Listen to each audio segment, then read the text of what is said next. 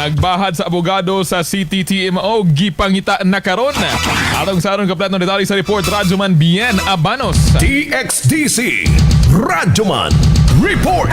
Nakadawat karon sa hulga sa kinabuhi ang acting head sa City Traffic and Transport Management Office kun CTTMO, Attorney Eduardo Perez, human nga wala siya mauyuni sa mga motorista kalabot sa hisgutan ng modified muffler. Sa pagginawi sa DXDC Raben Davao kang Attorney Perez, siya ni angkon nga gikolekta na nila ang pangalan sa nagbahad sa iyang kinabuhi. Ilabi na kadtong naghiskot nga doon ay .45 nga armas nga ilubong sa iyang ulo ug uban pang mga komento nga nagapanghadlok sa iyang kinabuhi.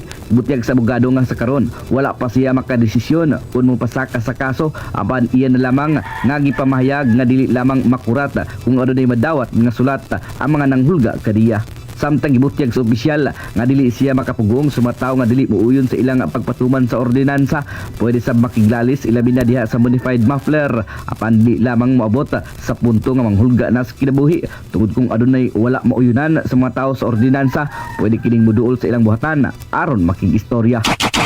Mabalaan na nila kung makareceive sila og summons, pero again open ang opisina kung willing din sila, kung mabinaw nila nadala sa silang emosyon, open na ng CTTMO at toras na dito explain nila ng side kay lisod pod kay unang-una na niagi ng buta ng kasakit ba, pero part mo na sa public office so gidawat na to na